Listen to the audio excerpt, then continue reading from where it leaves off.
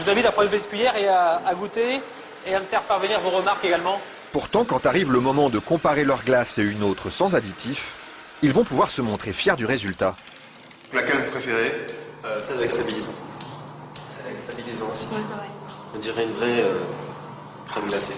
D'accord. Pour eux, il n'y a pas photo. Et pour le consommateur non plus. Mais que trouve-t-on exactement dans ces additifs qui permettent de fabriquer des produits light? Et sommes-nous suffisamment informés sur leur composition?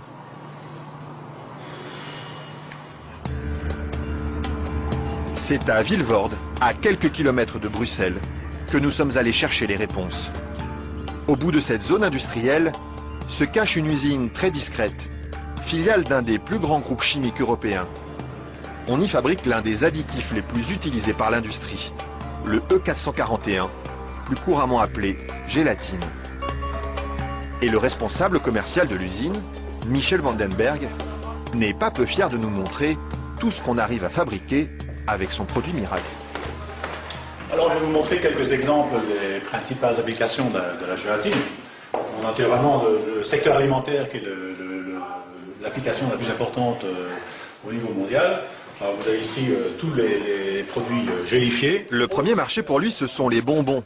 Mais on trouve aussi sa gélatine dans des gélules pharmaceutiques, des pellicules photo et même des shampoings.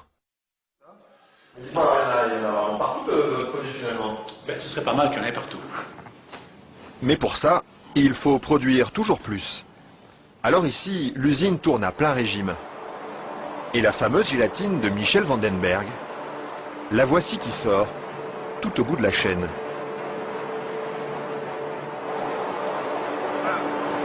Ça c'est la fameuse gélatine. Ça c'est la gélatine.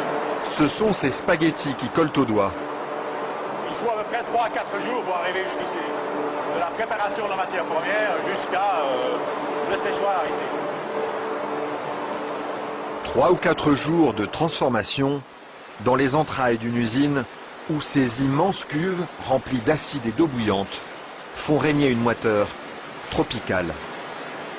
Et au milieu de cette atmosphère étouffante, il y a un détail qui frappe le visiteur et qui pénètre jusque dans les locaux les plus protégés de l'usine.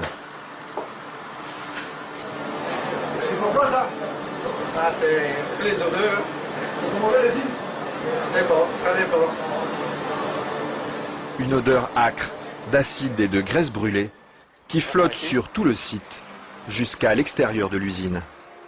Et la raison de cette odeur, la voici. C'est la matière première avec laquelle on fabrique la gélatine. Ça c'est la matière première. Nous traitons donc la couenne, la peau de porc. D'accord. De la peau de porc qui arrive par palettes entières dans son usine. Une matière première qui ne lui coûte presque rien et qu'il achète dans toute l'Europe. Ceci vient de Hongrie. Ça vient de Hongrie, d'accord. Voilà. Et tous les jours, près de 150 tonnes de couenne de porc attendent dans ce hangar d'être dévorées par un monstre d'acier au nom évocateur, Dinosaurus.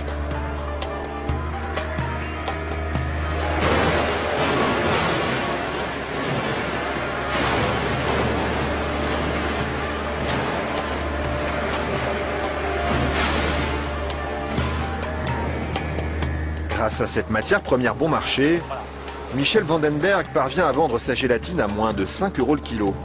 Un prix défiant toute concurrence qui lui ouvre sans cesse de nouveaux marchés. Et celui qui marche bien en ce moment, c'est justement le marché des produits light. Attendez, il ne faut pas filmer ça à 1 minute.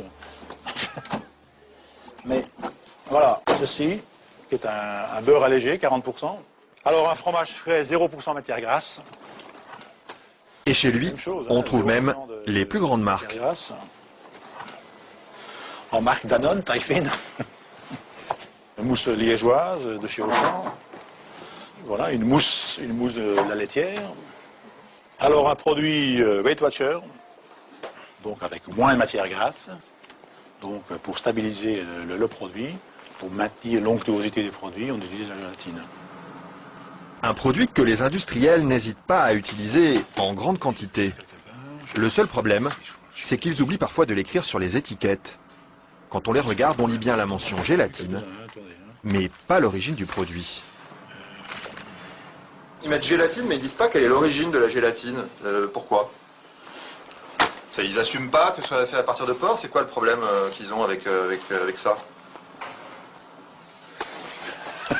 Non, mais je veux dire... Non, parce que c'est un problème, c'est un sujet très sensible.